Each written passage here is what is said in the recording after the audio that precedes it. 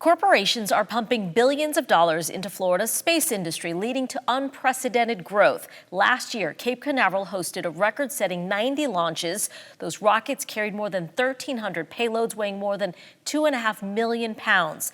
Giving us a look at how the space program is changing and growing and what that means to Floridians is Byrne, space reporter for Central Florida Public Media. Brendan, thanks so much for joining us. We appreciate it. Great to be here. Thanks for having me. So I remember, the announcement that the space shuttle program was going to end and hearing that it was going to be devastating to Florida's space program.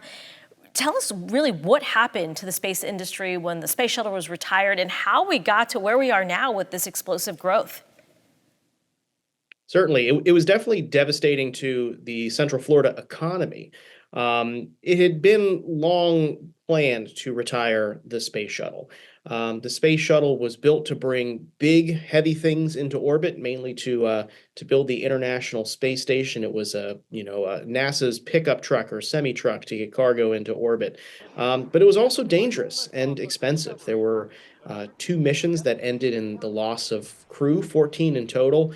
And it was very expensive. It was not as reusable as hoped, and it didn't fly as often as NASA wanted. So that decision was made, it eventually ended in 2011. But NASA still needed to get stuff into space. So that's when they began the process of looking for commercial companies to ship supplies up to the International Space Station. And among some of those companies that were picked was this scrappy upstart that we are all very familiar with now, SpaceX. But it was very close to being bankrupt at the time. They were not able to get their Falcon 1 rocket launched. And eventually they did get it to launch with almost no cash left in the tank. NASA gave them an award, a contract award to ship supplies to the International Space Station, essentially save the company. Since then, other companies were awarded those contracts, which spurred development. And then shortly afterwards, NASA was looking for ways to get astronauts to the International Space Station and awarded SpaceX and Boeing those contracts to transport astronauts to the space station. Now, this opens NASA up to working with commercial partners in a way that it hadn't done before, right? It's looking for services to get stuff into space and really began the post-shuttle boom here along Florida's Space Coast. So you use the term boom. How busy is it there now? It is very busy. You can essentially look east at any time and see a rocket. That may be an exaggeration, but I mean, we are seeing rocket launches sometimes twice a day. A lot of it is SpaceX. SpaceX has become a very, very lucrative launch provider, but there are also other companies here. United Launch Alliance, which is a joint venture between Lockheed Martin and Boeing. They launch a lot of commercial and national security payloads. There's also Blue Origin, which is run by Jeff Bezos.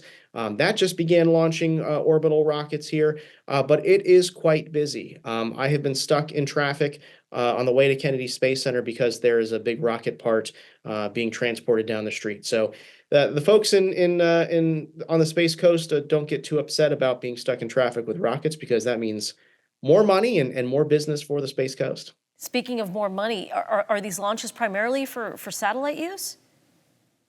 Yeah, so there's a lot of stuff that launches here, but a majority of these launches, especially those 90 that you mentioned at the top of our conversation here, have been commercial launches, and mainly SpaceX launches. SpaceX is trying to blanket the globe with satellites called Starlink that will provide broadband internet access to literally anywhere on the globe.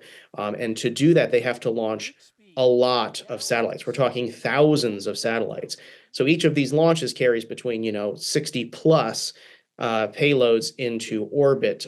That's primarily what it's been. But there are also some science launches here, probes that are going to different planets, going into low Earth orbit to look at different telescopes that are in space, and also a lot of the weather satellites that we rely on to get weather forecasting data are launching on commercial providers from Florida's Space Coast. Brendan, help us understand the role these private companies play in NASA's big missions, these big priority missions. I'm thinking about the return to the moon, exploring Mars, and of course, maintaining research on the International Space Station. Yeah, so these private companies are really doing the heavy lifting. NASA likes to think of horizon goals, so places to go like the moon and Mars. It's kind of doing the long game, and it's relying on the private partners to help get us there in the short term. So the Artemis mission, that's our new moonshot that you mentioned, returning humans to the moon for the first time in more than a half century. That rocket is primarily built by the private company Boeing. The lander that is going to take those astronauts to the lunar surface, Starship, that's built by SpaceX. Future landers are going to are going to be launched that are built by Jeff Bezos-backed companies like Blue Origin. So those private companies are getting there. The International Space Station is going to retire in 2030. The commercial companies, companies like Axiom Space, based out of Houston, they're going to be building new space stations that NASA astronauts can use for science and research as well. So as NASA looks beyond low Earth orbit, looks to the moon, looks to Mars, these private companies are going to be helping with the day-to-day operations of living and working in space. Can we end on this, and that is the economic impact for Floridians? I assume you've seen tremendous growth, and I'll assume job growth, that is. There is, yeah, and it expands beyond just launch providers.